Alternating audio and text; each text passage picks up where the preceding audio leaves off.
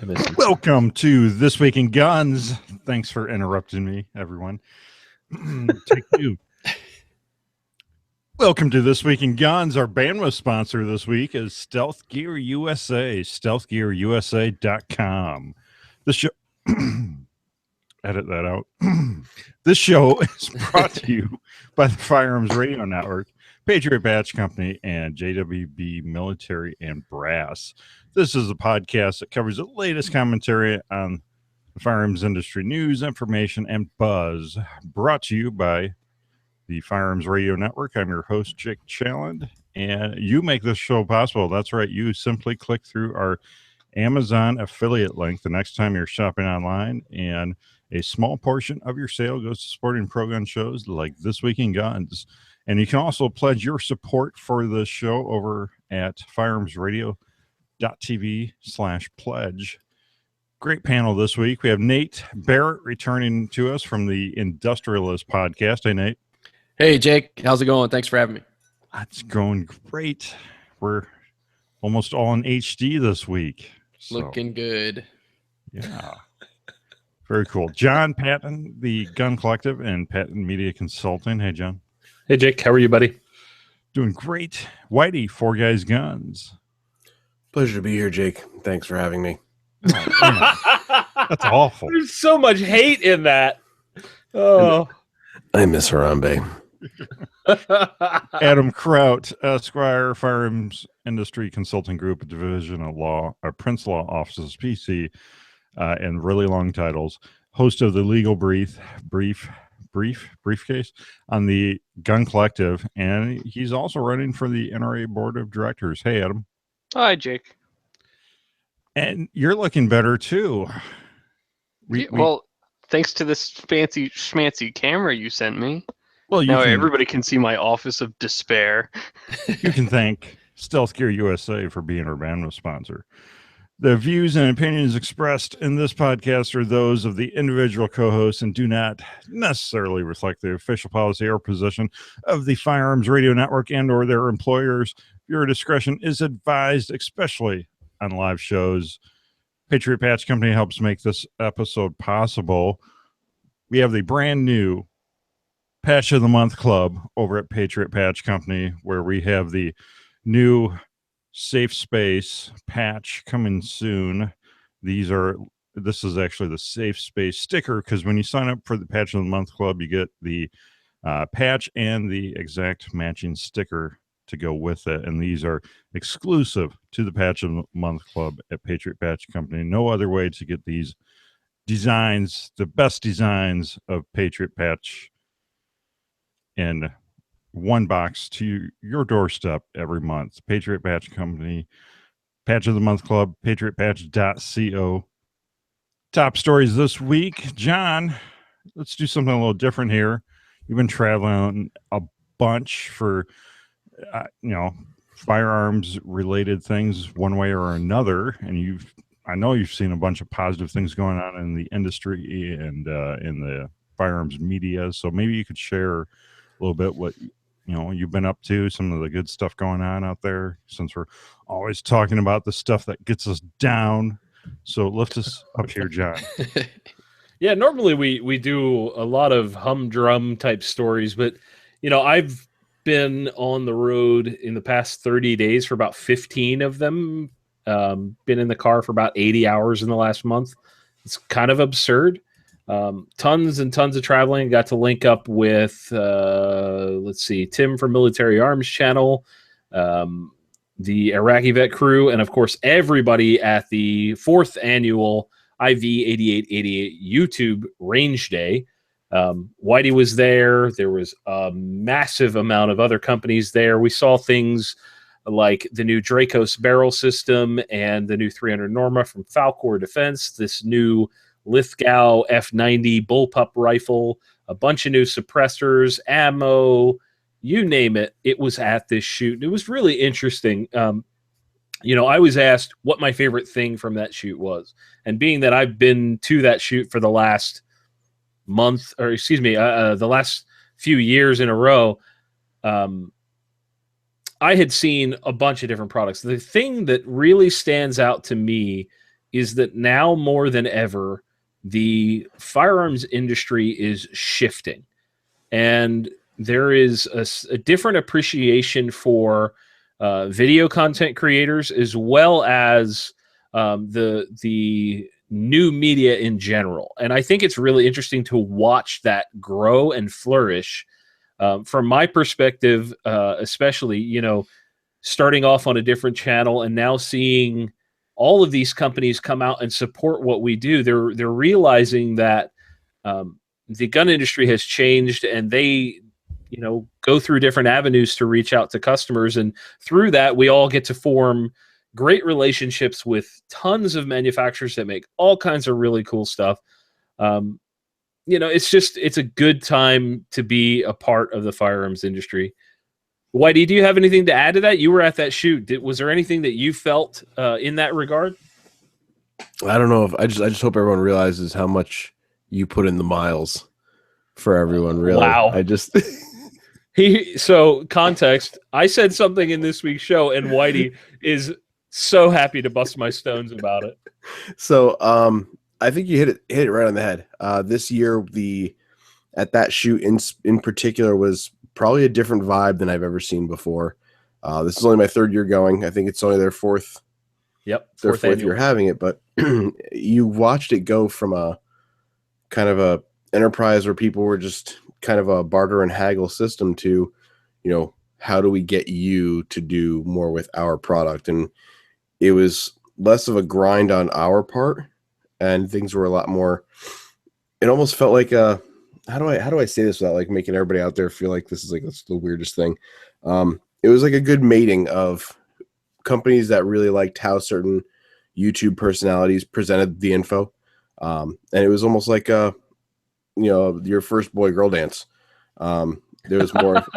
It was you had your YouTube people, you had your manufacturing companies, and they were a lot more open to trying to work with us, as opposed to just being there and trying to kind of peddle their wares and saying, we'll put you on a list kind of thing. Like everyone was very open, like you were saying, to getting more of that content out there. So I think it has a lot to do with where everything has been headed. With print media, as far as we're all concerned, pretty much crapping the bed on its last legs. And seeing how these companies react and who reacts, I think that's something that doesn't always pop out, is that when you look at who is supporting the people that you like to watch, listen to, whatever, whether it's through social media or YouTube or however you consume that content, the companies that are out there working with those people are the companies that you should support. And I think that's pretty interesting to see who's doing it. You've got everybody from big companies. Last year, Daniel Defense was there. This year, Henry, Federal, Lehigh Defense is there. Falcor came in. A bunch of different levels of suppressor companies, from entry level to really, really fancy and everything in between. And, our friends at RE Factor Tactical came out this year. That's really interesting to see what is happening at that event, because in a microcosm kind of way, you can see the entire industry happening before your eyes. And it's funny because leading up to that event and post that event, we all still kind of went, all our different ways. And we still anybody who follows Four Guys Guns, they probably saw me doing some really crazy stuff. And I felt super kind of, I want to say humbled, because I went to an event with Daniel Defense. It was a media event. And this was the kind of stuff that I was shoulder to shoulder with very, very established and tenured media platforms. I was there with Guns and Ammo. I was there with Recoil. I was there with all these names that have been there, done that in the firearms industry. And, there's Four Guys Guns. And it's like, to me, it was like, what am I even doing here? And Daniel Defense was saying, nope, this is kind of the new direction. And you're like now the ambassador for us to do this. So I think the guys like us that have been doing this year after year and putting in the hours, building that audience and kind of growing our fan base, so to speak, we're starting to be looked at a lot differently than we were 2-3 years ago even. That's all I got. That's the end of the positive news. Yeah. Back to you, Jake. Very cool. Yeah, it's really cool to see how the industry is. I mean, it's operating and growing so much differently than it did just 10 years ago. Even 2 years ago, 10 years especially, but even 2 years ago, the industry has shifted. The way people are going about working with different media outlets and what kind of products they're bringing out, what messaging they're using, and how much they're paying attention to the consumer. I mean, all of that stuff has just shifted, changed, and grown into, generally a positive direction. It wasn't negative before, but it's just even more consumer driven, customer driven, etc. I think that's awesome. And that brings an end to the positive news. I just say that. I say that a lot of weeks because that's how we have it denoted in the show notes. I guess I shouldn't always bring us down right away. Hurricane, the Hurricane Matthew hit, and it wasn't quite what they said it was going to be, but it still was destructive in places. And have some headlines here. I'm going to read through these, and then we can comment on them. Over 200 guns stolen from South Carolina gun shop during Hurricane Matthew. Orlando police need help identifying hurricane gun thief. 41 guns stolen from Florida gun shop during hurricane. Civil War cannonballs found on South Carolina beach following hurricane. And it looks like Adam pasted in here ATF's Natural Disaster Preparation Guide. Oh, good Lord. Definitely need their help on that. That's a $200 tax stamp to be prepared. I mean, when don't you need the BATFE's help? That's sarcasm for everyone who can't see me. Well, the guide, I mean, I saw you had an article in here about theft, and one of the things, ATF's obviously concerned really with two things: regulatory compliance and guns not being stolen. And also running guns across the border to other states, but that's a different story. So I guess three things. But they for the records, they say they want you to. Their suggestions are create and maintain a current set of records that includes insurance policies, blah blah blah. Keep current copies of important records off site. One of the things that ATF requires is that your bound book be stored on site. Your bound book your acquisition and disposition book. So every gun that comes into the shop and every gun that leaves the shop is recorded in this book. That can never leave the premises. So if there's a natural disaster that's imminent and you're below sea level, for instance, it's at risk. So they say if disaster is imminent, contact ATF to seek approval to remove all business records to a safe location. So you actually can't take that anywhere without permission, and even then it's kind of questionable the way the law is worded, but it looks like they'll grant you that ability. The other thing they ask for is that, or recommend anyways, you conduct an inventory, so that way you can see if you're missing any guns, if you're not missing guns, securing your inventory by utilizing safes, cable locks, and other measures that can deter burglaries and looting. If disaster is imminent, consider relocating the inventory, and FFLs are encouraged to inform ATF of that new inventory location. All of which kind of ties into the issue that happened after the hurricane came through in Florida, where guns were being stolen. I don't know how they were or were not secured, but if they were just left in glass cases, then that licensee didn't necessarily take proper steps to secure their inventory, regardless of whatever ATF says, just generally speaking. Yeah, I'm not sure how the Florida guns were secured, but there's I saw pictures of the South Carolina one, and it looked like a bunch of glass cases all smashed. So I guess if you're below sea level and natural disaster, you go pick up the biggest Ziploc bags you can find and put your record books in those. I mean, I guess you ask ATF if you can remove it off site temporarily, just so nothing bad happens to it. And with electronic records now, it kind of negates that to some degree, but they just want to make sure that stuff's not lost, is my guess. So the quote unquote bound book, that could be completely electronic. Yep. Yeah. So we at the shop, have switched over to an entirely electronic bound book, but your A&D book, depending upon the size of the licensee, is either paper or electronic. The electronic one, there's certain requirements for backing up in order to be able to have all electronic records, and a lot of the software out there that is specific to that isn't. A lot of the smaller guys, especially like your kitchen table FFLs, monetarily, it just doesn't make sense for them to invest in that because they're not doing enough business. So, are there restrictions on where that can be saved? Can it be saved to the cloud?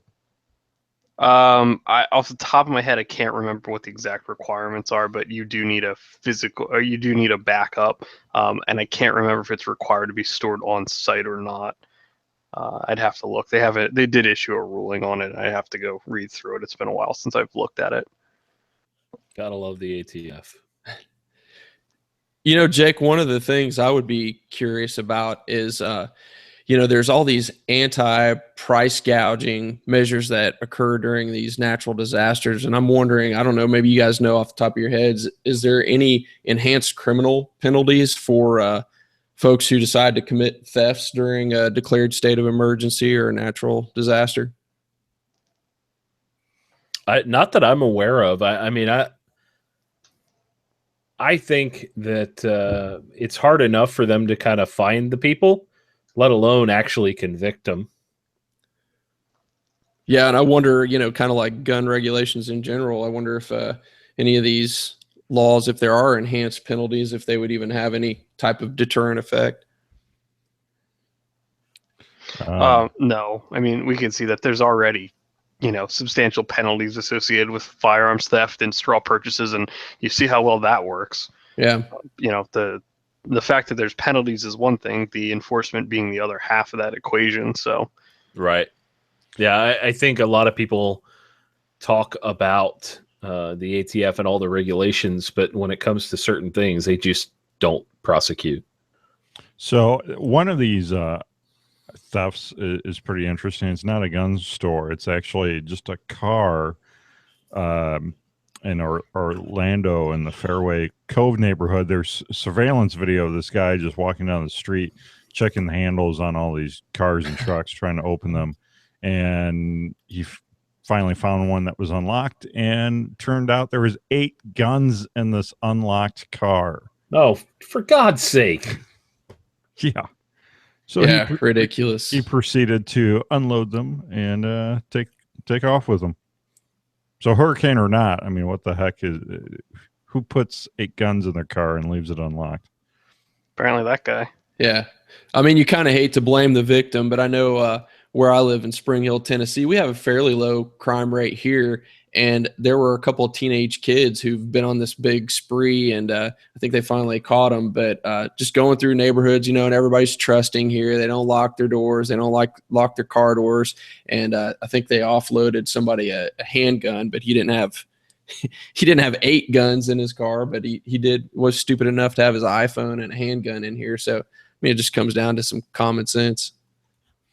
So the other funny article here is the Civil War cannonballs found on South Carolina beach. It's funny because they called the bomb squad for these rusty. I mean, they're not even balls anymore. They're just rusty chunks of rusted steel sitting there on the beach, and apparently, yeah, they look like rocks. They do. They look like rocks or like dinosaur turds or something. I don't know. And let's call the bomb squad for some rust. I would have never looked at that picture and been like, oh yeah, those are cannonballs. Right. No, Tyrannosaurus Sweet turd on coral. beach. Yeah, live at 6. Tyrannosaurus turds are on the beach. That's what it looks like. All right, Huffington Post has an article from our favorite, the gun guy, Mike over there. That's a total FUD and even worse. He has an article, 2 kinds of gun nuts. Says you can divide gun nuts into 2 groups of people. The nuts like me who just want to play around with guns, buy a few of them, sell a few of them, trade them, collect them. But then there's this other group that, basically the guys that want to feel stronger and more powerful than everyone else so they can walk around with guns. They tell everyone they need a gun to protect themselves. And he goes on to say that NRA has been promoting this concealed carry nonsense for 20 years and a scam to attempt to sell more guns. Yeah, that's the NRA's purpose in life. Nailed it. What an idiot. I He love the was- quote in there. He's like, it's all empty talk because they've never actually been the victim of any attack. I'm pretty sure that's That's the point. yeah. It's kind of like insurance, isn't it? You'll love this. Gun business for 35 years as retailer, wholesaler, importer, and firearms trainer. NRA life member, PhD in economic history. I call shenanigans. Pull his record. This guy's like the guy that was on the local news when they interviewed me. The guy who was the firearms cop? trainer for the police. Oh, that guy was atrocious. Yeah, and he's like, it takes no skill at all. And so then why are the police departments hiring you? Are you going to give them back the money they spent with you? He lost me in line 2. There are gun nuts like me, comma. When you start justifying like that you're better and different than everyone else in some way, shape, or form on a common ground, I'm making air quotes for those of you who are listening, it literally immediately discounts everything you're saying to me. You are clearly a freaking tourist, plain and simple. You don't play with guns, and as an NRA certified instructor, you would know that. So just knock off the nonsense. This guy's a freaking tourist. He looks like the type of guy that would get a water at Starbucks and then flip a table over because there was no lemon in it. That's what he looks like. Look at this dude's Twitter, man. You want to rage? No, Ooh. I don't. I don't want to do this to myself. No, You do. I You do. refuse. You do. I don't understand Twitter. I'm still trying to figure it out because I just got on to it, and all I get is you have limited space to stuff. But 140 let's see. characters. Center for American Progress has issued an absolutely must-read report on gun violence.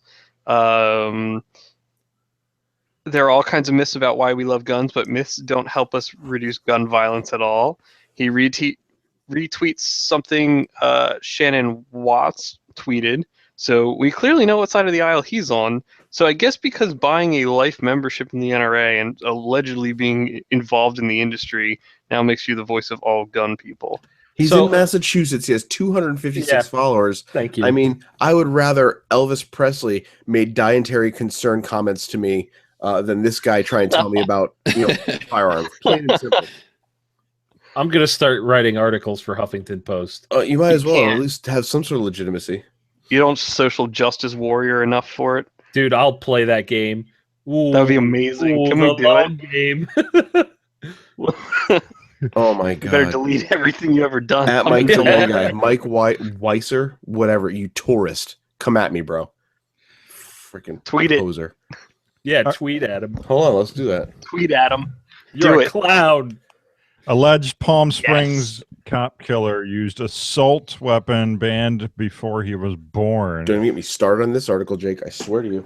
Although California has had an assault weapon ban since 1989, the 26-year-old felon and gang member was able to obtain a rifle classified as such under the state law. What did he actually use? But You know- it wasn't an assault rifle. It's an entire article based off the misuse of assault rifle. Plain and simple. An entire article over the fact that in California, for instance, the term assault rifle applies to literally just about anything that looks like or sounds like AR-15. Therefore, he actually used an assault rifle. But because it wasn't a select fire weapon, let's make an article about the stupidity of it all. You got me awake, Jake. Let's go. The hate parade is rolling. Choo choo, Freaking, mother. I got the baton. I'm leading it right here. All right, I'm sorry I even brought it up. Fearing backlash, Chicago cop refused to shoot suspect as she was brutally beaten. Fearing Welcome media to 2016, everybody. This is what's happening now. Cops are afraid to do their job because you social justice warriors are out there making them look like a-holes. Good job. Let's give a round of applause. Hooray. What a train wreck. Yep, absolutely not surprising at all. You know, when I read this article, Jake, I was thinking back to American Sniper. I think both in the movie and Chris Kyle's book, he mentions the restrictions placed on the military operatives over there with rules of engagement, and it kind of had the same effect on them. My understanding, of course, I've not served in the military, but based on those accounts, basically just said, you know, they were afraid to do their jobs to the point of endangering themselves. Right. Yeah. It's and especially in a city like Chicago to expect law enforcement to be able to do their job and then not, you know, give them the tools or the means and the permission to do so is just ridiculous. There's a quote in here that says it all. If you participate in a deadly force situation, you can save your life, Angelo said. But in 2016, you can lose your job. Mm. That's spot on. Because feelings and social media. And more than just lose your job. I mean, you're losing your whole life. Yeah. I don't even know where you could move to get away from it. And all based on 99% of the time misinformation, people running to be the first to tell a story, and lack of validity. Election Watch 2016, Hillary Clinton Supreme Court is wrong on the Second Amendment. And we have a few articles here I'm going to read over and we'll talk about them. I'm already mad. Cox Not Glock's crew gets invited to the White House while Trump is blasted for locker room talk. Cox Not Glock's visit the White House, and released audio reveals Hillary's plans for use of executive order to for more gun bans, basically. So can I kick this off? I have a question for Adam. So this executive order thing, when we were kids, I had never heard of it, right? And then suddenly Obama decides to get on a tirade about firearms, and this sort of stuff starts popping up. Executive order, executive order. He wasn't the one. To be fair, he wasn't the one who all of a sudden started using it out of the blue. Who did? I'll give him that. Bush did. Oh, okay. Well, probably. I don't know. I don't know for certain, but I believe Clinton may have in, some limited capacity. But to be fair, and I'm no fan of Obama, but to be fair, Bush started doing some of that stuff too. Well, regardless of who really started it, I don't remember it when we were younger. It didn't become a thing until we were, in the last 10 years, we'll say. Right. I think it's really interesting, and I want to understand, where does this fall in the regards of law? Because it's not a law, and the president is suddenly giving quote unquote orders. Like, wait. How does this fit into the grand scheme here? Because I don't understand what it actually is and why anyone ever would have to follow this order. Okay, so executive orders, they deal with, I'm trying to think of the easiest way to describe this. Executive orders are things that are binding on federal agencies. So it's an order from the president to federal agencies of this is what you're going to do. Actions are not binding, if I recall. They're more like directives. So you can do it, but you don't have to by law. Executive orders are published. If you ever go to whitehouse.gov, you can see a list of the executive orders that have been published. And they also go out on what's called the Federal Register. So the Federal Register is where, when you have rulemaking like ATF 41F or 29P, those notices all get published in there. So everybody has notice of all this stuff going on if you read the Federal Register. And even if you don't, you still have notice because it was published there. So the big difference between the two is an executive order is going to be something that federal agencies have to do, where executive actions is just like, hey, I want you guys to do this, but there's nothing that requires you to do so. And if we go back and we look even further, we see that a lot of the federal agencies, not a lot, federal agencies are under the executive branch. They've been, if you look how Congress divides up power, Congress, as we all know with government, there's three branches of government. Congress makes law, president signs laws, and the judiciary, I guess not Interprets. enforces, but interprets and reviews. So you have those interplaying things. The federal agencies fall under the scope of the executive branch, not Congress. Congress has basically said that we've created this agency that has a specialty and it knows more about this area than we do. So here's the general stuff. You figure out the more intimate things. So that's how my concern here is that if this executive order of whatever type, and speaking in terms of Hitlery, if we are told that we're not allowed to have certain types of guns, there's new ways to regulate firearms. If that circumvents current law or the Constitution, what do we as the American public have to fight back against that kind of nonsense? Besides going down to Washington with pitchforks and flaming torches, the courts. Assault weapons. Yeah, that's worked out great for us in the past. Go right? Go challenge it in court. It depends. Are we playing by the rules of law or are we not? And that's really where the million-dollar question comes in. If we're supposed to be a society of laws, and what are you going to do? Ignore law and say, you know what, this one we don't agree with, so here come the pitchforks, and this one, we're going to go to court over.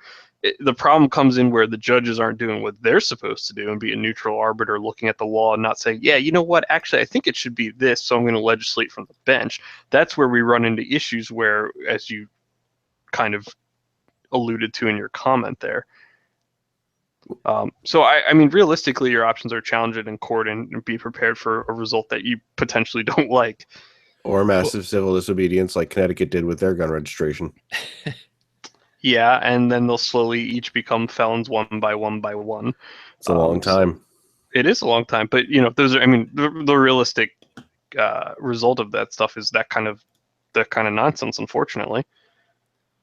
Well, and I think to zoom out a little bit too, to John's question, Adam, and you can correct me if I'm wrong because I know you've done a lot more with federal law than I have. But I think the general purpose of the executive order is just to enforce the existing law, not to create some new law. So it's kind of, I guess, falls in the same vein of rules and regulations in that it's just to enforce what's there. It's supposed to be telling the administrative agencies how to execute the enforcement, and there's obviously overstepping of those bounds. Well, we saw that in Massachusetts with a directive from the Attorney General that was completely different. Out of bounds. So that's my concern is if we go down this path and if she does this, and what do we have short of going through 3 years of federal courts to get something, in the interim we're all suffering from? I mean, literally, my job is in the firearms industry. This concerns me. You know what I mean? Like, I'm concerned for my well-being going forward if this lunatic gets in office and starts arbitrarily changing the way things are interpreted. That's not okay with me. And I want to try and understand what kind of recourse we have as the American public to stop this crap. The court system. There's checks and balances. If we're looking at it, you're asking me a question. I'm giving you the answer. I know. The answer is the court system, or you go to Congress and say, hey, Congress, you need to change this stuff. Well, truth be told, if it was as easy as the campaign promises, then the world would be a completely different place too. So it's not as easy as one wave of Hillary's pen. It's not like her pen is completely different for executive action as Obama's pen. It's just a matter of who's backing you on these decisions and how far is it willing to go, like Adam's saying, within the court system itself. So I think it's a lot of, let me rephrase that because I don't want to say it's a lot of saber rattling. I think it's a lot of threatening that once it comes down to here's what you can and can't do, that's when the rubber's going to meet the road. Well, and I think the real problem that John's identified here, the underlying fear behind the question, is these supposed checks and balances aren't there because there's so much corruption, there's so much self-interested activity that's going on, and everybody's, it's really just two sides of the same coin, Republican, Democrat, whatever. I think that's why people are so upset on both sides with Trump, whether you like him or hate him. He's kind of outside and wanting to upset the status quo, so to speak. Yeah, you nailed it with my perspective. we have too many activist judges legislating from the bench, and it's only going to get worse with Hillary because she's going to not only appoint judges like that to the Supreme Court, but also all the lower courts, because during a 4-year presidency, the next president will appoint dozens of judges to different levels of the federal courts. And Obama has, for the last 8 years. And so we need to start correcting that. And well, they all do it. I mean, regardless of where you fall on the aisle, the other side gets in, they pack the court. The other side gets in, your side gets in, they pack the court, and it's just the nature of politics. Unfortunately, the judges, regardless of what their political beliefs are, aren't doing what they should be doing. It doesn't matter whether you're a Democrat or a Republican. Your job is to be a neutral arbiter and interpret the law, right, not legislate law from the bench. So I just want to give a quick shout out to the guys on the Facebook live stream, like William, Rick, and Cody, that are kind of they're commenting. Yeah, they're going back and forth, kind of giving us behind the scenes info too, like the amount of executive orders, and it looks like as of January, FDR was known for it. Yeah, that I did not know. So I'm getting some education from you guys, which is awesome. FDR also wanted to. It's been a while since I looked at it. I can't remember if he did or wanted to, but his court packing plan for the Supreme Court, the number of justices that have sat on the Supreme Court has changed from time to time, and I can't remember if he wanted 13 justices or if he had 13 justices on there. It's been a while since I've looked at history stuff, but anyway. All right, should we move on from election watch, or did you guys want to comment about the something not Glocks or or Donald Trump's locker room talk? Vote freedom first. I just think it's incredibly hypocritical of our current administration, yet not shocking to invite these clowns to the White House. Oh, absolutely. I mean, it's duplicitous at best. I mean, it's duplicitous. Wow, crazy. I'm going to give you a quarter for that, bro. I have a thesaurus sitting right here. There you go. I don't even know what that word means. But no, I mean, it's crazy. I mean, these are the same guys that, invite rappers like Common and Ice-T and Snoop Dogg and all the guys I listened to in high school and last week to the White House. You want to talk about degrading women and, using filthy language. It's crazy. I think, the Democrats and the folks on that side, they're just they're faking this stuff. They're faking shock here. They're not really shocked about this language. It's just who's using it. I think that's something to really bring home to the Thanksgiving time too. Oh, I heard you went to the White House. Why? Oh, for Cox Not Glock. Tell that to Grandma and Grandpa while Grandpa's yeah. Well, Grandpa, I was swinging a 12-inch sex toy around. Yep. And then you have like this prime picture right here of this dude with a strap on. Oh my Lord. That's not a dude. Oh, I'm sorry, ma'am. Wait, that's it. Come Question on. mark, upward inflection. I'm sorry, ma'am. Come on. That's probably a guy. It looks like literally I grew my hair long and put on like a beer wench outfit and a strap on. That's that. I'm pretty sure that's not a guy. How is this acceptable behavior for the Firearms Radio Network right now? I mean, this sweet little Asian broad from Texas, that thing is the size of her torso. I can't. We just can't keep going down this road, Jake. It's gonna get bad. Jake, it's bigger than her own head. Amazing. Like, I know a very, very well-paid porn site. Okay.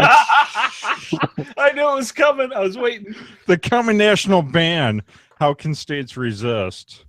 So this article it's on the American Thinker, and it talks a little bit about what John brought up here, is if, there is some kind of national ban here after this next election, if Hillary is elected. What are you to do at your state level, local levels? One thing I see is that states that already have it bad, like California, New York, it could be almost immediate, the repercussions of this election for states like that. it would be more of a delayed effect for more of the free states. So I'm moving to Wyoming. Side note, this website was built in GeoCities. Wow. I didn't know this. This is awful.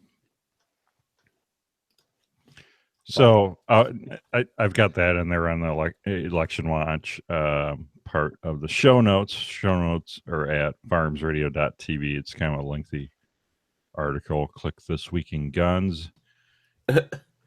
LA Times, NRA not putting up much of a fight against California gun control ballot measure.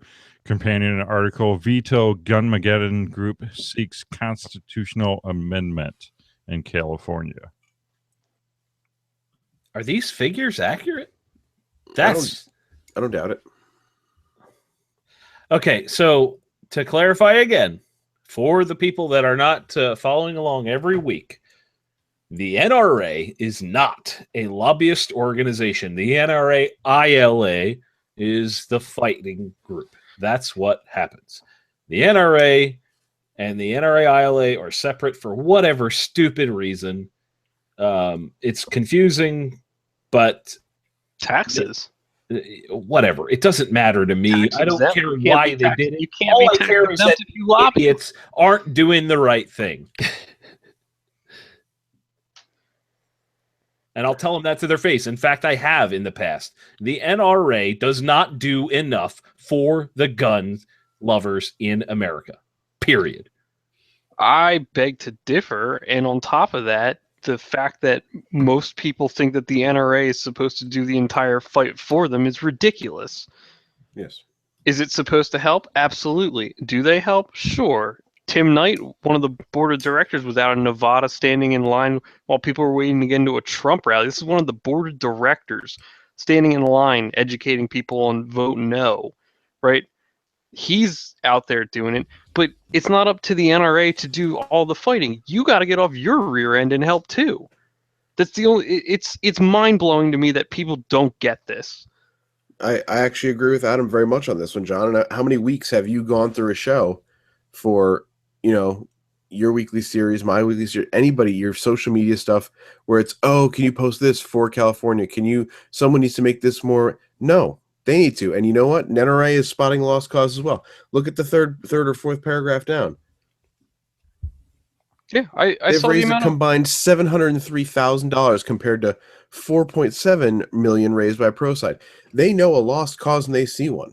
And they're not going to continue to dump the money in the dues that people are reconsidering paying because no one's paying in California. California is a lost cause. It's and not. It is. No, stop it. Because until California gets off their ass and does something about it, well, that's going to where continue to happen. I agree The with you. NRA has said, nope, forget it. We're not going to put nearly as much effort in because we're going to match your effort. Plain and simple. I agree with you there. I don't think the NRA should give up on California or New York or New Jersey or Massachusetts or Connecticut or any of those states. I'm not saying the NRA should leave, but the gun owners in those states need to get motivated, and Gunmageddon's a perfect example of it. There's how many gun owners in California, and you couldn't get that many people in the grand scheme of gun owners in California to sign that petition? That's sad. Yeah. That's sad. That says something about the people who aren't willing to go and be proactive about it. You're part of the problem. If you're not at the Capitol for the rallies, if you're not calling your legislators, you're part of the problem. I have no problem saying it. You're absolutely 100% part of the problem. You can't depend on an organization to do all the fighting for you. So that's absurd. California has the second highest number of gun owners in the country. There you go. I think I've seen other articles that say they have the most, because this is from 2009, what I'm looking at. I can tell you this as well. California is my second largest market for my podcast. Second largest next to Texas. So, I mean, ton of great people out there, but I really want to hit a little further on what Adam said. One of the things I'm thinking about as we're discussing here is to use a church analogy. My pastor said a couple weeks ago, he said, you can't send your kid here for an hour of Sunday school a week and expect them to grow up the way that you want them to grow up. You got to spend that one-on-one time. And so I think it really is about the individuals in California and whatever state you live in, spending that one-on-one time. I mean, you think about the personal power and personal interactions you have with people, explaining that, hey, the Second Amendment is not about shooting sporting clays and the right to hunting. It's put there as all of our, Bill of Rights, to guard against government tyranny. That's why it's there. And to get that message out there without sounding like a crazy conspiracy theorist, but to really have those one-on-one conversations and develop people with their understanding, I think that means a lot. So you want people, you talk about California and other states like that. You want results. Here's an idea. Take your neighbors shooting, take your friends shooting, introduce people who have no experience with guns to guns and show them that they're not bad. So that way, when it comes up and they want to ban those evil assault rifles, who cares about those? They can go and say, well, Bob has one of those and actually that thing wasn't nearly as bad. You gotta get involved. And if you're not being part of the solution, you're part of the problem. Sorry for the stupid cliche, but it's true. So my point is not to completely, like, you guys are 100% spot on. I'm not disagreeing with what you're saying. What I'm saying is that the NRA as a whole, both the NRA and the NRA ILA, could do so much more to encourage that. It's a question of resources, though. Resources for the NRA aren't unlimited. So there comes a point where you look at it, and this is going to be a sad analogy, but like the Trump campaign, for instance, and I'm not saying this in the context of that California is a lost cause, but the Trump campaign today said that they're done in Virginia because they realize they can't win the state, right? So you got to look at it from, I've got X amount of dollars to spend. I know I can be effective here, here, and here. Why should I spend all that money there where I know nothing's going to happen about it? Gun owners in California can do a good job. CalGuns does an excellent job. So if all those people involved in that organization can say, hey, come join us, it's not up to the NRA. It doesn't have to be. You have grassroots organizations. You have New York State Pistol and Rifle Association, I think it is. Tom King's the head of that. He's another one of the board of directors. You have grassroots organizations. NRA, though. What I'm not saying it's all on the NRA shoulders. I'm saying they're not doing enough. But where is enough? Right. Because you get into people who, well, you didn't take the fight to the Capitol for me. Well, at what point is there enough? Well, and I'm a lifetime NRA member, so I am the NRA, and there. I wonder how many NRA members are in California. So, I mean, $703,000 worth. So here's some numbers here. I looked some more up here. So California has a population of 38.8 million people, and then a 2015 survey on the Business Insider statistics. They peg California gun ownership at 20% of the population. So that means there's about 7.7 million gun owners in California, and they collected only, I don't have a solid number on how many they collected. It said they wanted to collect 365,000, and they only got about just over half that. It says they just got about half of those. So, and how many million gun owners did you say they were? 7.7 million versus about 180,000 petitions collected. So you had what, 26 times the amount of people you needed to sign it in the state. Yeah, I mean that's why I'm most upset about this, and I'm curious how many NRA members are in California, because I bet there's more than 365,000 NRA members in California. I think what's really interesting about this discussion is how awful of a situation we're in right now. The fact that we even have to have this conversation is really frustrating for all of us. The fact that we're pointing fingers at both the people that are not getting out there and doing what they're doing. I'm pointing a finger at the NRA for not doing enough. It sucks, man. This just breaks my heart that we have to deal with this on such a regular basis. The question comes up in my head. Okay, so if it's up to the grassroots efforts, what can they do to reach more people? What can they do to actually make their campaigns effective?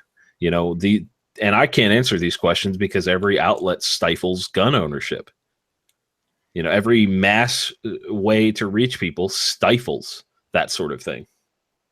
Well, I think you hit the nail on the head right there, John. It's every mass effort. It has to be the individual one-on-one. And so, I mean, shows like this Week in Guns, when we're educating and discussing these issues and making folks effective apologists or evangelists or however you want to term that, giving people arguments about why this is important so that they can go out and have discussions, reasoned discussions with their neighbors, not just folks that are already in the gun culture or the gun community, but kind of evangelizing and touching those people that maybe they're on the fence or maybe they're completely the other way, and just showing them, like Adam said earlier, hey, guns can be fun. Here's why we need them.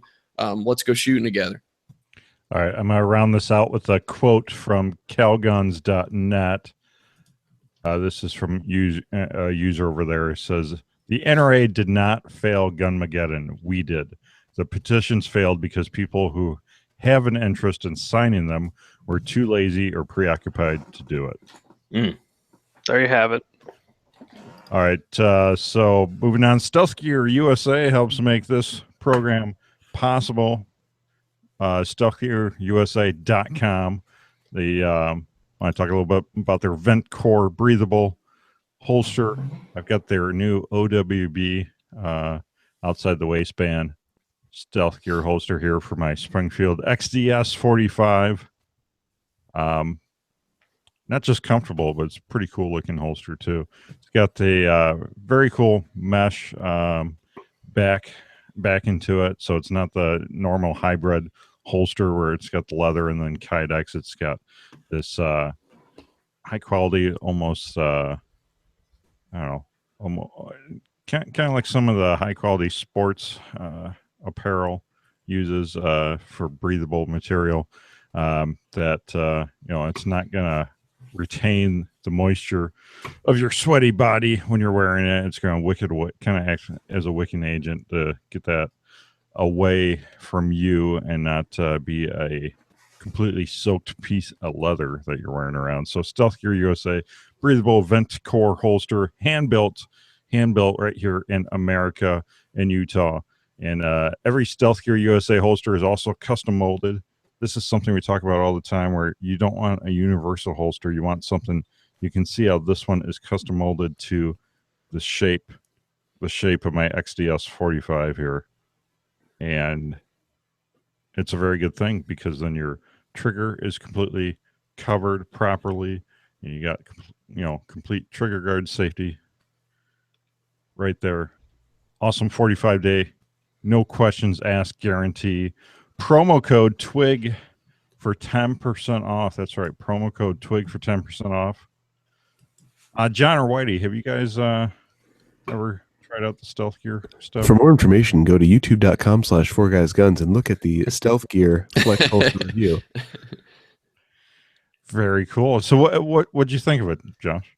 I love it. I like the inside the waistband more. Actually, they have some new stuff that I'm not allowed to show you, literally sitting right next to me, coming out soon. It's fairly revolutionary when it comes to turnaround time with stuff like that. It's super comfortable. It looks a lot like this. Yeah, nailed it. Stealth Gear, it's not a new thing that they're doing. Like we've all seen it from several different companies, where you have a nice flexible piece of material and then you bolt some Kydex onto it.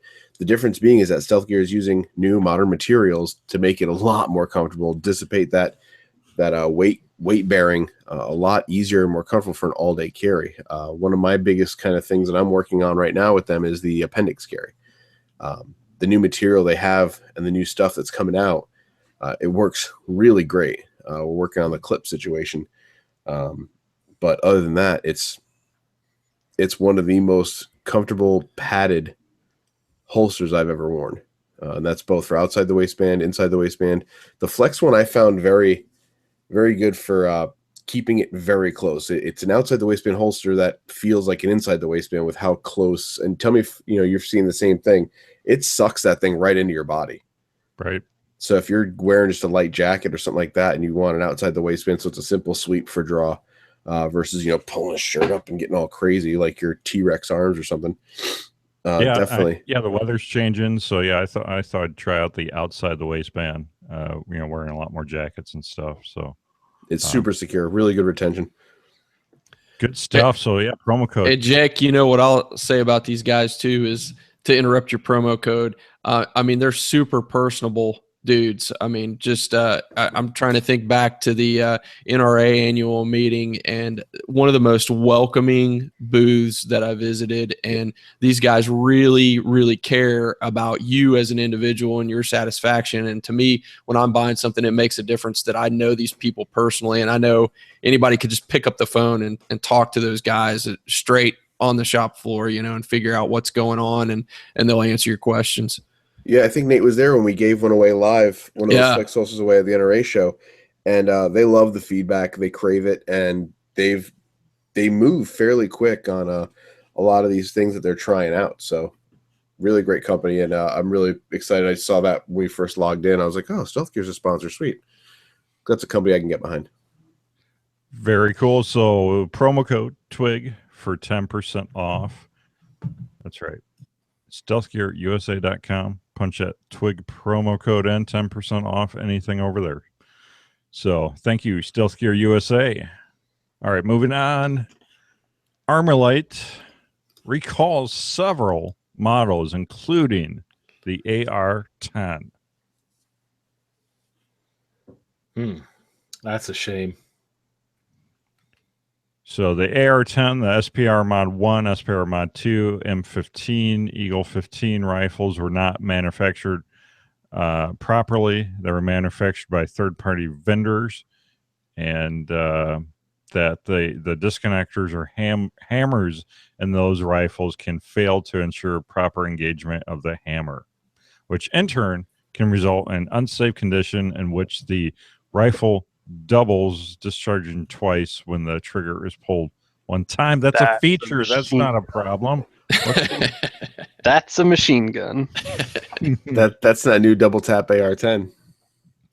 This is all. They just need a good marketing guy. I mean, that's all they need here. I'll tell you, they need some help with that recall video too. Whitey, John. There's a video. Hold on, I'm watching. Yeah. Oh, that's good. It needs it sounds like somebody talking in a box. I'm 7 seconds in and I'm already giggling. Armalite models manufactured between March and August of 2000. This is a closed door, no window office is what this is. Ugh. It's like when the principal calls to leave your voicemail of school be canceled today. Yep. That's what this is. Wait till the diagram pops up. So this goes on for 8 minutes is crazy. 7 minutes is crazy. Just in case you want to get your super awesome now machine gun AR, recalled rifle fixed, head on over to armalite.com/recall. A look at Sig's. I'm sorry. A look at Sig's scrapped smart gun idea.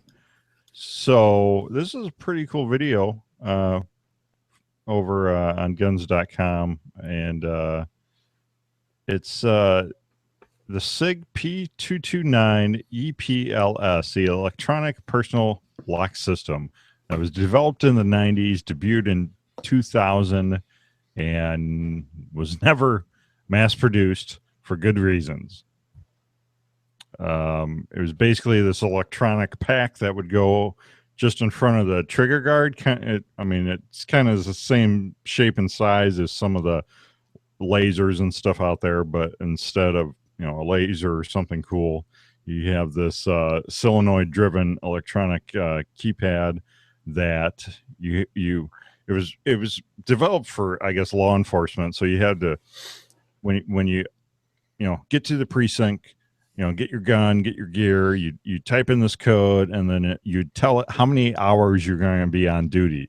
Am I going to be on duty 2 hours or 8 hours? You tell it how long to unlock the gun so you could shoot it during that time period. And after that time ran out, it would move the solenoid that would lock up the gun, and you couldn't fire the gun anymore. So it was really crappy for overtime. Let me tell you that. So oddly enough, there was a company somewhat recently that I covered on TGC News with a guy that immediately announced himself as a Navy SEAL doing a keypad on a gun, very similar to this. And I wonder if he got the idea from this. Yeah. I had not seen that this prior to that. Yeah. Terrible idea. So terrible idea. If the battery went dead, it would lock it up. There were several other reasons that would get locked up. If you entered the wrong pin 3 times in a row, even taking the battery out of a locked gun wouldn't allow it to be used. Yep. What? Oh man, smart guns. Really bad idea. Texas man gets 1 year for buying guns on company credit card. He bought, get this, how many? What's wrong with that? Do you think he bought 1 or 2 guns? No, he bought $20,000 worth of guns. Nice. They take American Express, so why not? The funny thing is, that's like 6 war sports, so it's not even like it's a Wow. No, am I wrong? Count it. So is this article about him getting in trouble for using a past employer's credit card, or is it about the fact that it was a company credit card? He was charged with 6 counts of wire fraud. He pled guilty to 1 count, but it was 6 counts where he racked up more than 330. Wow, I can't even talk tonight. He racked up a lot of money in charges. $330,000 in charges. Thank you. That's the number I couldn't pronounce. So he bought, let's see here, at one point he bought 17 guns, Glocks, high-end ARs. Then he was arrested. So I mean, this is kind of silly. I buy guns with the company card all the time. But it's your company. Thanks, Adam. Well, that was my question though, because I've never bought a gun with the company card, because remember when everyone was doing the whole like, I'm a reporter, I'm going to go show you how easy it is to buy an AR-15, and they would use like WGBH, Channel 8's credit card, and that's then illegal. Yes, no? Am I missing something? I think it was just a non-approved purchase. Yeah, that being a straw purchase in that case. Well, right. No, this is it doesn't matter if his guns or anything. He wasn't supposed to be buying this crap. I can go with the 4 Guys Guns card and buy a 43 tomorrow if I wanted to. Is what you're saying? Yeah. Oh, okay, cool. Well, I mean, I know what I'm doing tomorrow. I think they're just making an issue out of this because a gun was bought. I don't think the issue is the firearms. Okay. I don't think it has anything to do with the guns. I think it's the fact that the guy lied a lot. A lot. Yeah, it says he was fired for insubordination and missing work, and the company failed to retrieve the credit card, and so then he went out and purchased away. Oh, I guess I get to keep it, so I better use it. It's a legitimate strategy. Never noticed $330,000. What company is that? Because I want to know. I'll go with it. If they can, just stay below that 300 mark, and it'll be fine. Turbo Care Inc. It's Xfinity. What is Turbo Care Inc? Turbo Care Inc. All right, here's a LinkedIn profile. It's oil and energy company. Boom. And I think that might be it. I don't know. It's buried in the millions. I'm offended. I'm not necessarily offended here. Somebody is. We're to the I'm offended section. I've got 2 stories here, and I need one of my panelists to cover them. Any volunteers? Josh, you seem pretty offended. By what? Everything. I'm looking at Gunbusters right now because I can't. I will literally just have a meltdown if I have to deal with anything Kardashian tonight. So So do the Kardashian story. Oh, geez. I'd have to read it. And somebody else take over the guys who scrap guns like a bunch of jerks. Okay, so these fellas, where are they at in California? I think somewhere.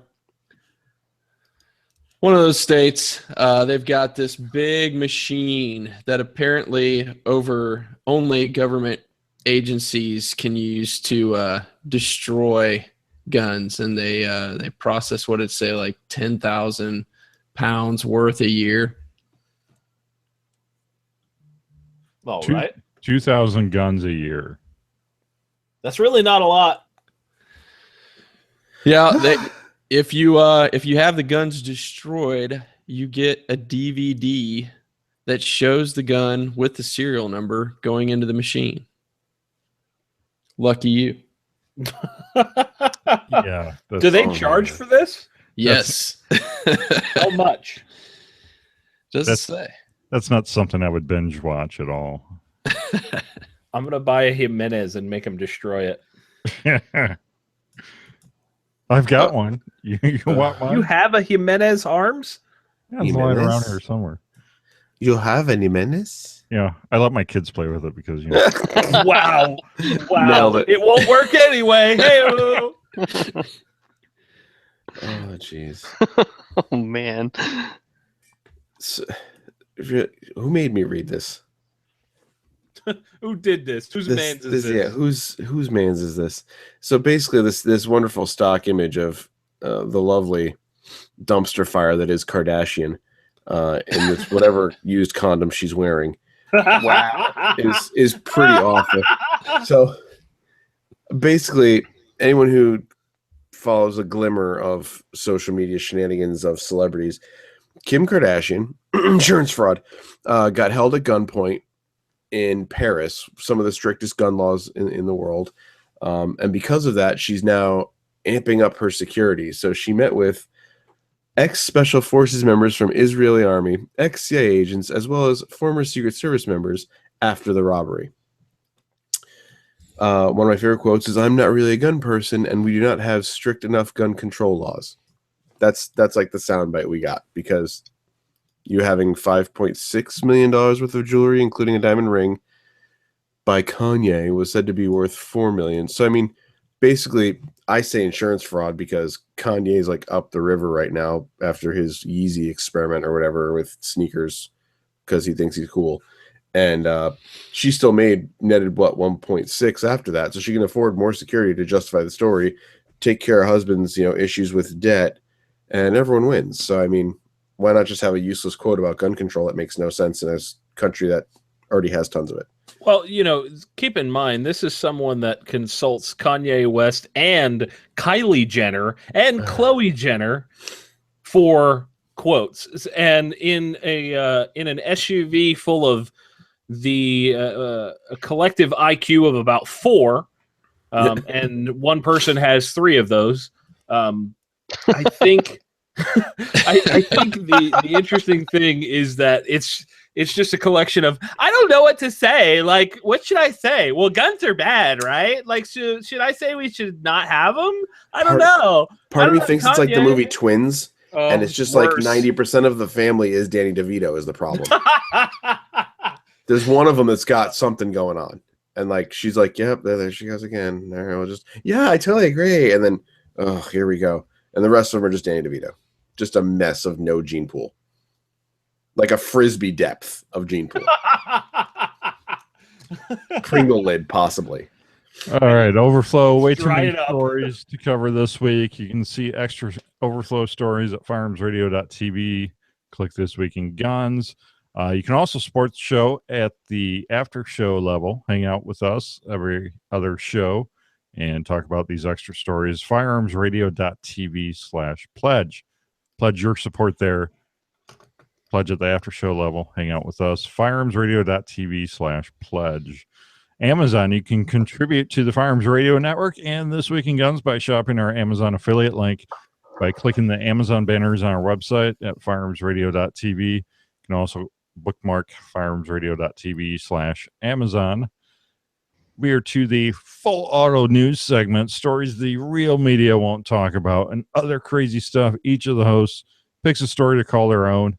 While you guys are picking your story, I want everyone else to head on over to jwbmilitary.com. That's the home of JWB Military and Brass. And they have a great selection of steel targets you can pick up for your range. And they also have ready to load, fully processed brass and 9mm 223, 556, 300 blackout, and 308. If you need some brass to just throw in your loader, ready to go, check out jwbmilitary.com. All right, who's ready to rock and roll here? Oh, me. All right, Nate. Okay. This one is a classic. Guy in Florida goes out on a fishing boat with his buddies. There's 4 of them out on the fishing boat. They're drinking a little bit, and the guy who is the self-proclaimed captain of the boat claims that there was a mutiny. So he takes a rifle he takes a rifle that he had on the boat and throat punches one of the guys. Wow. With the stock, and fires a couple shots. Thankfully, nobody hurt except for the throat punch. End of story. But you don't get to say the word mutiny too often, so that's in my Florida.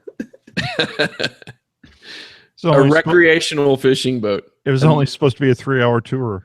I know. Didn't. All right, Josh, what do you got? I have a big epidemic where we're losing bees, and they're now on the endangered species list. It would help if they would just stay out of the chamber, is what we have here. So we have an AR-15 jammed by a bee. This guy basically was doing his, due diligence as a proud American firearms owner, and he was at an instructional course, and he went through remedial action after his AR-15 failed to extract. And there's a close-up shot, which sucks because in the lugs around the extractor, where the extractor would have pulled it out, you see just a smashed bee. How would you even figure? I have a problem here, sir. I don't know how to do this. What drill do I do to fix this? That sucks. I like bees. Ask John. He saw it. Immediate bee measures. Yeah, immediate bee action. I think I need to develop the bee cleaning kit for the AR. There you go. Just put honey and a spork in there or something. Nice. Bizarre. Okay, Adam, what do you got? So I've got the new room discovered at the Winchester Mystery House. The Winchester. Ooh.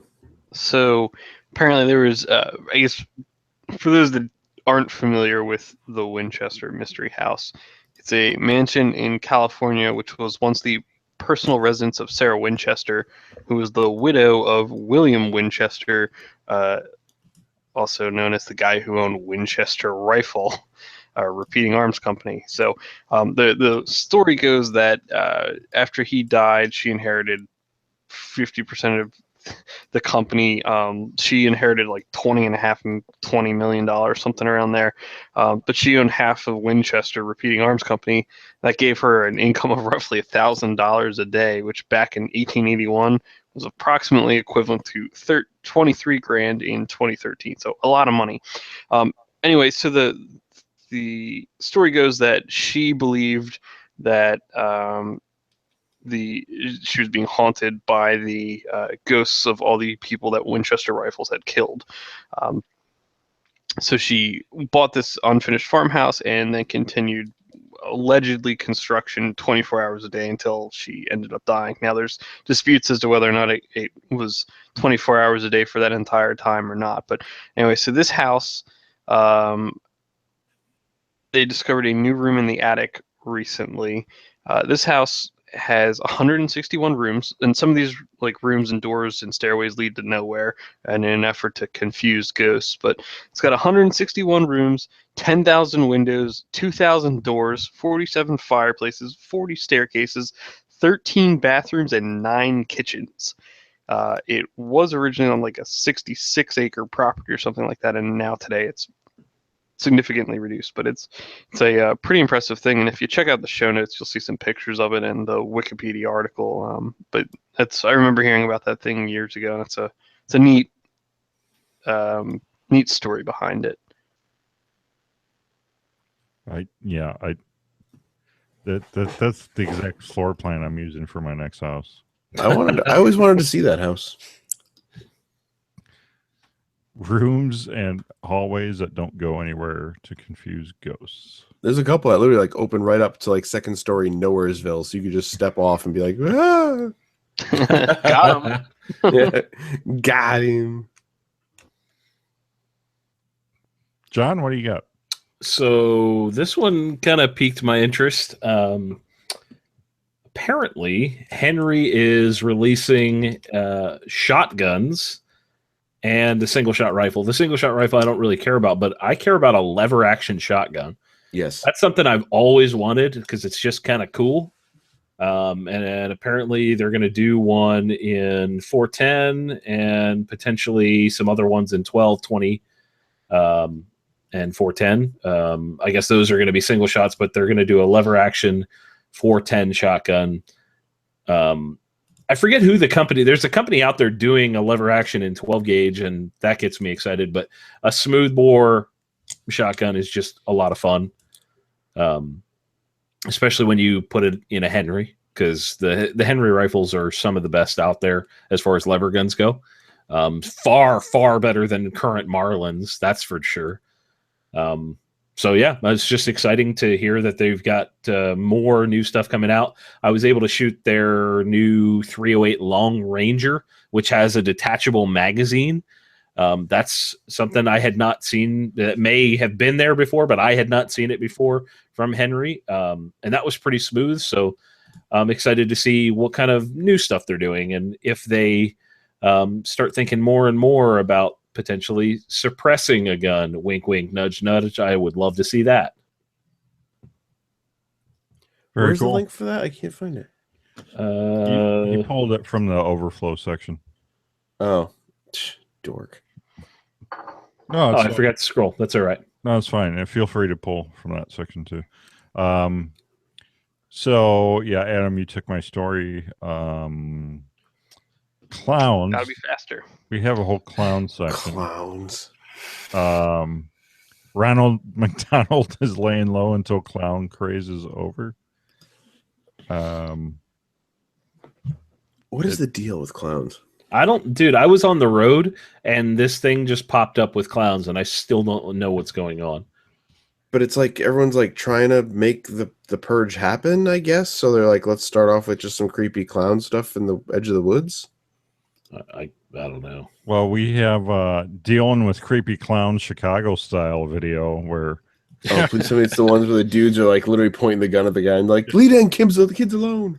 Yeah, pretty much. Yes. So there's that, and then the real Glock 1911. Oh boy. Oh boy. So the Alchemy Arms Spectra is apparently the real Glock 1911. It's got a Glock barrel and slide on top of a 1911-ish Holy crap. frame. Why? And why does it have like a pinball machine safety security key where the mainspring would be? Well, I mean, look at the rest of the gun. Trash can immediately. Come on, you guys all want a 1911 Glock, don't you? No. Just no. I don't. You could have just shortened that at you all want a 1911. No.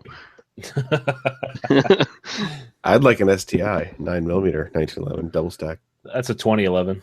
Whatever the hell it is, I want it. I shot that thing and that was butter. They're nice. Yeah. I'd like to talk for a second about adult bed pads. Oh god. Oh my. Do we have a new sponsor? No, but funny story is they actually work great. I was taught to use those with my monkey because they do exactly what you want, you know, a lot of us lay down like an old beat up towel or an old shirt or something like that when we clean our stuff. Or we have a Patriot Patch Company, you know, cleaning mat maybe at the ready. But if you don't, wait, what are we using these to clean? You haven't specified. Your guns. Oh, okay. So the funny thing is they absorb like everything. So you could dump like an entire bottle of lube by accident. Yeah, it's going to smell funny for a little bit, but it soaks it all up. It's completely white, so you can actually see all the little black dirty parts everywhere, and you just throw it away when you're done. I mean, they're cheap, they're abundant, and you can get them like, you know, make the wife buy them. That way you don't look like you're having incontinence problems while you're sleeping. But chucks are super useful, dude. I would highly recommend them. That's courtesy of the Truth About Guns. We went there. Okay.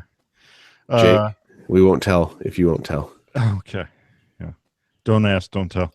The new way to support the Firearms Radio Network and this show, go on over to firearmsradio.tv/pledge. Pledge your support.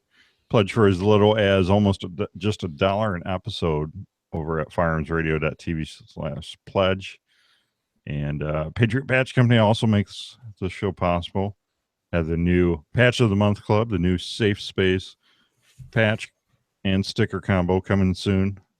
We'll be shipping that here in about a week and a half. So sign up for the Patriot Patch Company Patch of the Month Club. And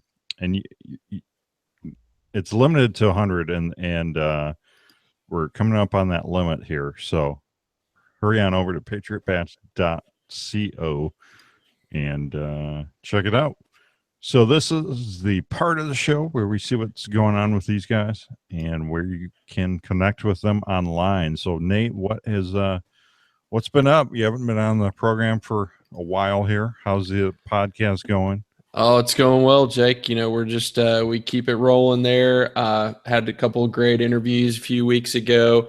Alexander Crown from Gym Tech was our most recent. Great guy. So if you haven't checked out that interview yet, head on over to theindustrialistusa.com/podcast, and you can check out all of our shows, including some commentary I've done. If you're interested in the business side of things, I've delved in here recently to interviewing new employees, how to approach that, all the way through employment discrimination type issues that you might run into as an employer, and even talking a little bit about LLCs, corporations, what's the difference, why you might want to form one. So if you're interested in the business side, the manufacturing side of the industry, head on over and check us out. And of course, you can follow us on all the usual social media outlets at The Industrialist USA.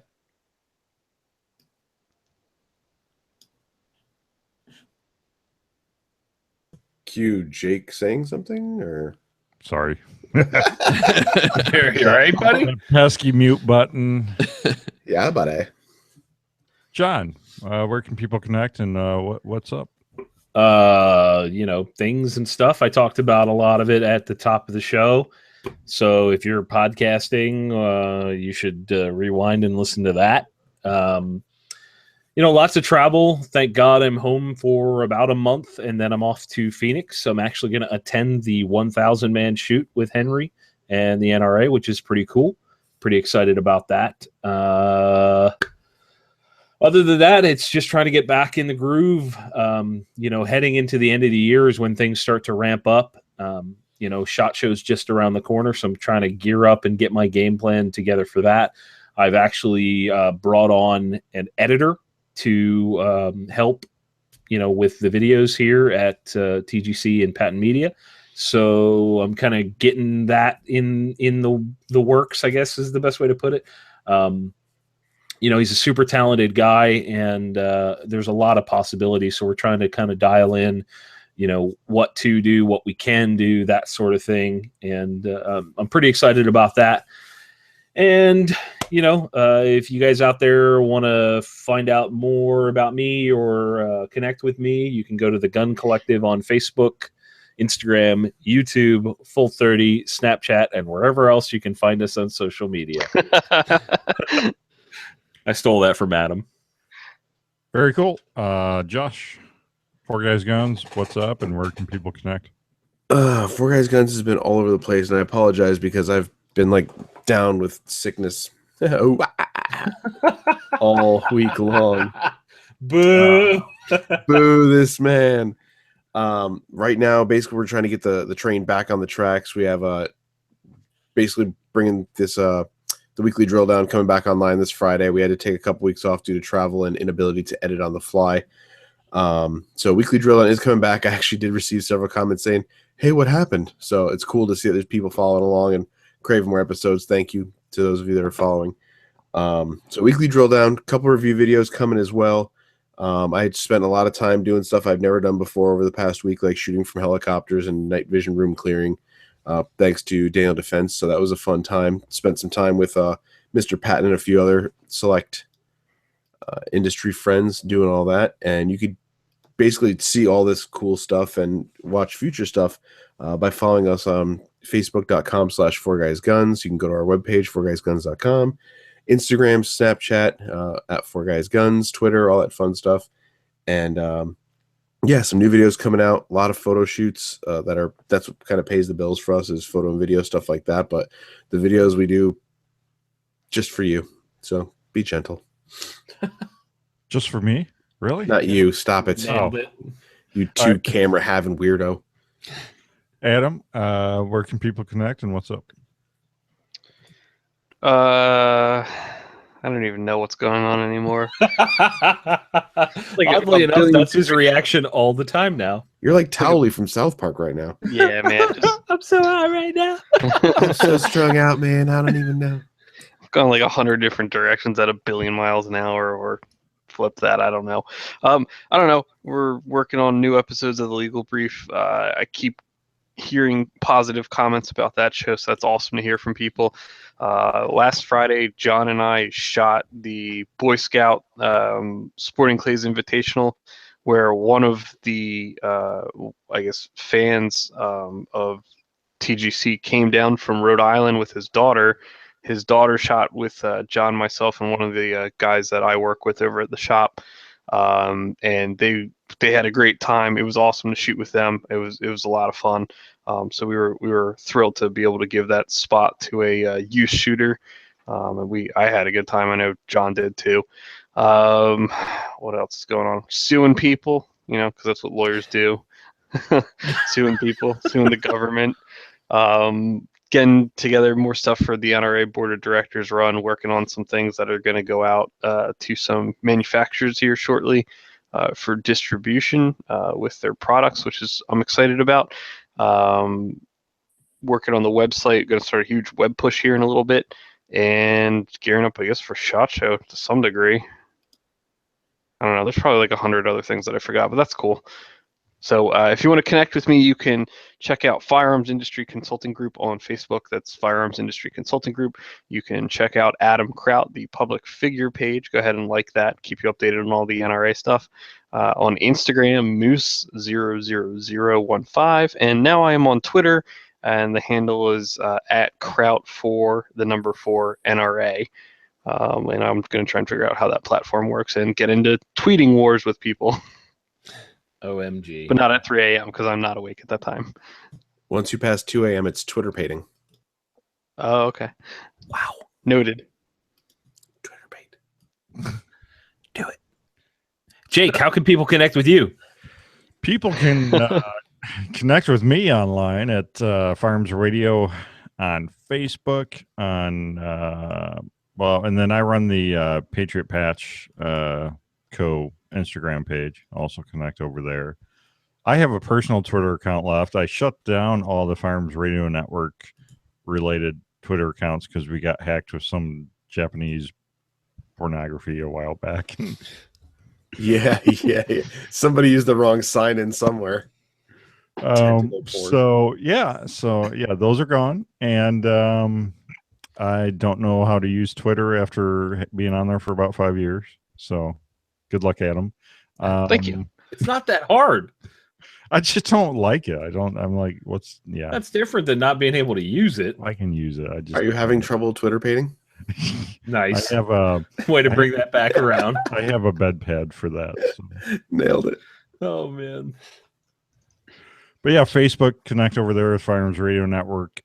Actually, that's a good point, John. All the listeners of This Week in Guns can connect with us. We have a secret This Week in Guns group over on Facebook. So Not so secret now, is it? So, well, you have to get an invite from me to get in there, so it is secret. Ooh. So, yeah, message me over on the firearmsradio.tv website, and I can get you added over there. And then we talk about a lot of these stories before they even come up on the show over on that This Week in Guns group on Facebook. So, love to connect with you guys there. Super secret, top secret group. Don't tell anyone, but message me if you want in. Super secret, but it's not secret. That about wraps us up. You can leave your feedback by commenting on the bottom of the YouTube video or the bottom of the show notes. I think I just ate a bee. What is happening with you? What is going man. on, Jake? Leave us a review on iTunes. He's dying. He's dying, everybody. Jake is dead. Contribute to the show. Oh my God, listen to him. I had to stop and look for a second because I wasn't paying attention. I thought Jake was actually dying. Jake, come on, man. Thank you, John. Appreciate your help. You're welcome. Are you turning red? No.